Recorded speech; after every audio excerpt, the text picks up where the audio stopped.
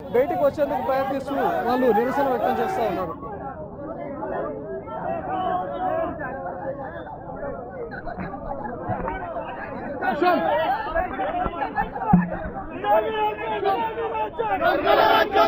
ఈ పోలీసులు ముందే కొడుకు అంటున్నారు. ఎవరు రాయించిండు పడుకోరా సరే స్పందించాలి. ముందే కొడుకు అంత బస్ కింద పడొచ్చును చెప్పేసి భారత విద్యార్థి పరిషత్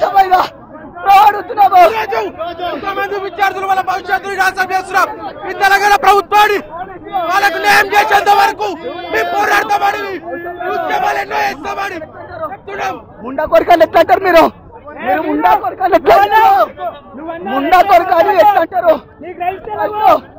ముండా కొరకాలు ఎట్లా అంటారు చెప్పారు ఫస్ట్.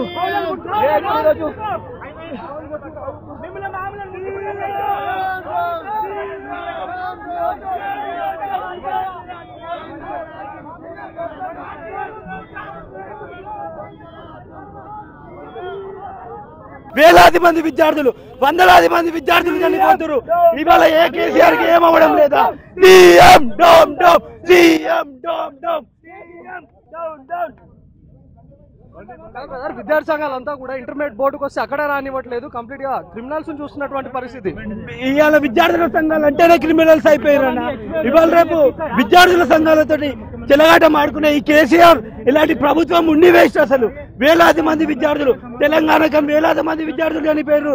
ఇవాళనేమో మన 20-30 మంది ఇంటర్ బోర్డు విద్యార్థులు చనిపోయారు. దీనికి కమిటీ ఏంటి? ఏం లాభం? 27 తారీఖు మండలంలోని అదేంటి.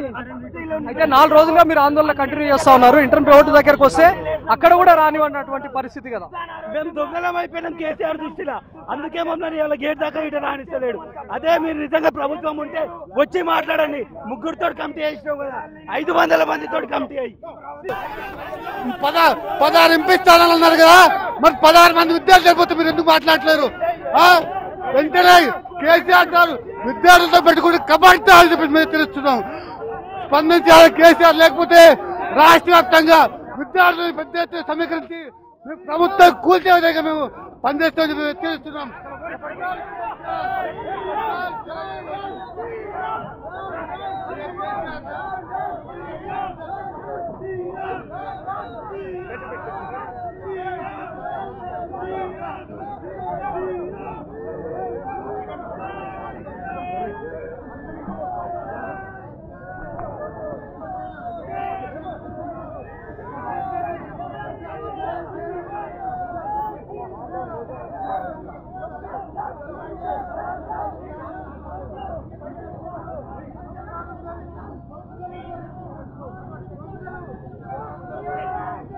సంతోష్, విజువల్స్ లో మనము చూసుకోవచ్చు. ఆందోళన చేస్తున్నటువంటి క్రమంలో విద్యార్థి సంఘాలు, ఎస్ఎఫ్ఐ వాళ్ళు కంప్లీట్